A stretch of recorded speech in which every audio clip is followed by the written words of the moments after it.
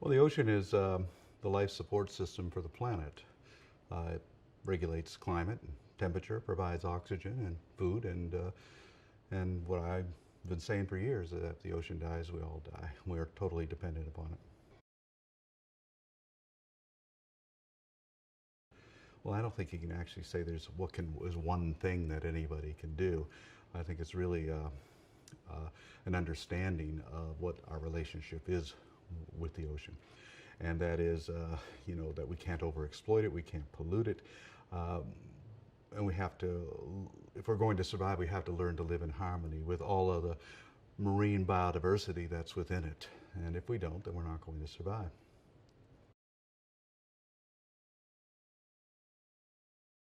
Well, we either have a choice, we get back to that point, or we don't go any further with with humanity and with civilization. It'll collapse. Oh, plastic has the potential to destroy civilization. It has potential to destroy life on this planet, especially when it's broken down into microplastic. It gets into zooplankton. It gets into fish. It basically pollutes everything right through the entire system.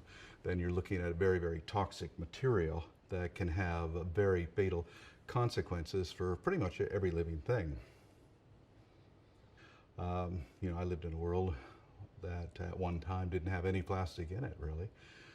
It'd be nice to return to that. There are alternatives. We got along quite well without it, and we can get along without it again.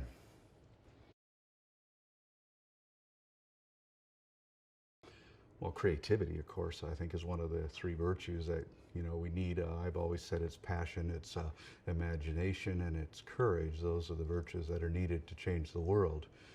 Pop culture doesn't mean anything to me, so I don't even want to go there. But I think that we have to address it, those things. This is what our volunteer base is on. These people are motivated by, they're passionately motivated, and they get what they need to do through courage and imagination, coming up with tactics, coming up with strategy, and then having the courage to carry them out.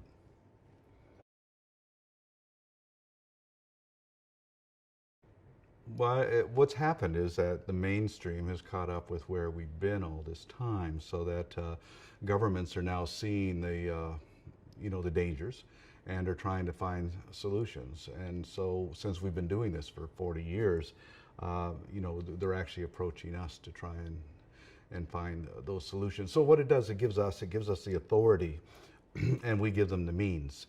So it's a combination of the means and the authority that are making a difference.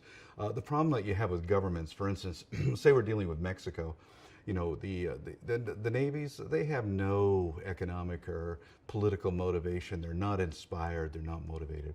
So you need passionate people to do that, and then we get their help as far as the enforcement people. I don't think they would actually go out on their own and actually do it.